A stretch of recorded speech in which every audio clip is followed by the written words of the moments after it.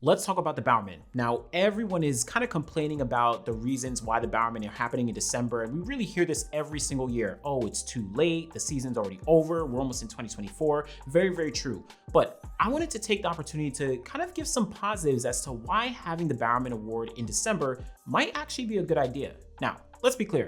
I actually wanted to make this entire video about some of the positives to try to give that argument, but I couldn't come up with too many positives. So I'm gonna give you a few, but we have to talk about some of those negatives. And then of course, we're gonna talk about some changes that could be made. And then who are the Bowerman winners going to be for 2024? Let's talk about it. So first off, why is it good that the Bowerman is happening in December? Well, of course, the season is over. The NCAA season is over, but also the outdoor season is over. So the athletes in general are not competing. They've already settled down. They're already preparing for next year. So they don't have to worry about conflicts with travel, conflicts with competition, conflicts with any other engagements for the most part. They can just attend the Bowerman Award ceremony and be able to receive their awards accordingly. Additionally, though it would potentially be good to see it right after NCAA's, think about that time period when NCAA's is happening in June.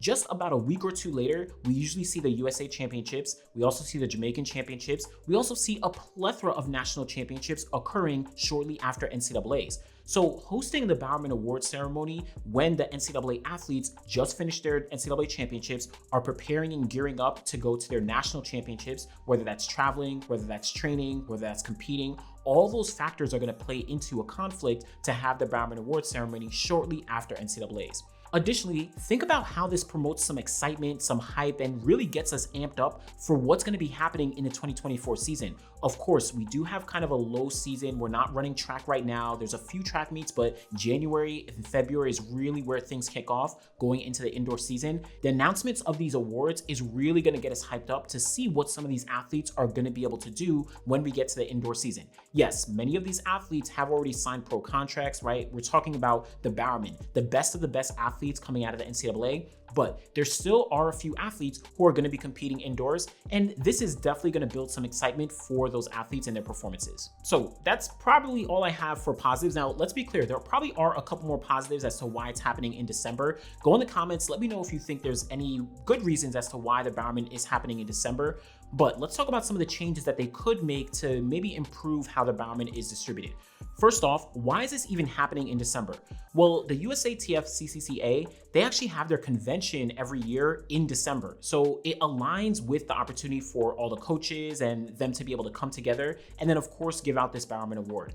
But one of the strange things is that the voting for the Bowerman actually ends all the way back in July. So after the NCAA season ends in June with the championships, the voting ends for the Bowerman in July, and then they have to wait a full 5 months before the award ceremony is actually held. So they already know who the Bowerman Award winners are all the way back in July. Waiting till December is kind of strange. I mean, they could really just do an announcement and then actually hold a ceremony to give out the actual awards later on if they wanted to do that. Additionally, another thing I was thinking about is they could technically hold the award ceremony maybe the day or a day or two after the NCAA championships are done. Again, the NCAA championships is the end of the road. Yes, there's still voting that needs to be done, but for the most part, we or the people who are voting can probably determine who the Bowerman Award winners are going to be after the NCAA championships are done. You're considering cross country, indoors, and then all you need to factor in is the outdoor championships. Once that's done, hold them for a few days after in Eugene or Austin, Texas, or wherever NCAA's is held, and then you're able to give out those awards right there. And you can't make an argument that, oh, certain athletes have to know if they would, have to bring their suits or their dresses or their outfits or whatever. No, realize that we have Bowerman finalists. So by the time you get to the NCAA championships, you're gonna have 3 finalists, have those 3 finalists come to the ceremony just as normal, and then be able to give out those awards shortly after NCAA championships. The last thing I wanted to know about December is I'm pretty sure that some after NCAA factors and results do contribute into the voting process. Now, obviously, I'm not saying that if some athlete wins USA's or some athlete wins Worlds or a medal or whatever it is, then one of the voters who has say in, who gets the award is going to be like, yes, that tipped it for me. But I'd be lying if I didn't say that people had preferences or people, were like, that kind of gave it the little bit of edge.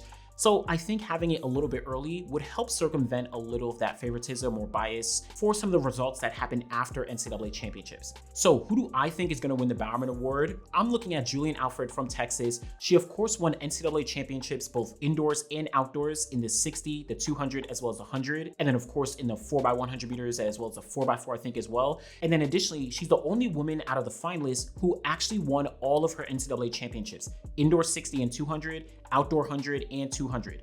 On the flip side, you have Jasmine Moore. She also dominated, breaking the NCAA indoor record in the triple jump. She also won the long jump indoors to complement that triple jump title, but outdoors, though she won the triple jump, she unfortunately finished third place in the long jump outdoors.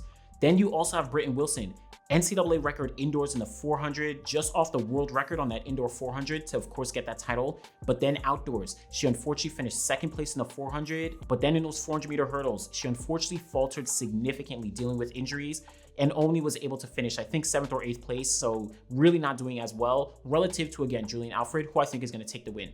On the men's side, I also think this is pretty clear. Jaden Hibbert from Arkansas competing in the triple jump. Not only did he win the NCAA title indoors and outdoors, but he also broke the NCAA record in indoors and outdoors in the triple jump. So he is the clear favorite. Now, let's not downplay some of the other athletes, right? Kyle Garland from Georgia, NCAA record indoors to win that NCAA indoor title in the heptathlon. But when we got outdoors, he actually only finished second place. Actually, to the other finalists on this list, Leo Neubauer from Germany, he actually broke the NCAA record outdoors in the decathlon and of course won that title. But indoors, Leo Neubauer only finished in third place when it came to the heptathlon. So Jaden Hibbert, indoor and outdoor champion when it comes to the triple jump. I think Hibbert as well as Julian Alfred are going to be the top two winners for the Bowerman this year. Let's be clear. Everyone really deserves this Bowerman, but those two are probably going to come out on top. So real quick video, just wanted to talk about the Bowerman. Let me know who you think is not only going to win the Bowerman, but also what do you think about the Bowerman in general? Do we do it well relative to other sports like football or basketball, or I don't know if you follow like tennis or golf or whatever other sports may be in the NCAA? How do you think that we actually present our, kind of major, title for NCAA athletes at the end of the year? Be sure to like the video, subscribe to the channel, back again next time. Thanks for watching.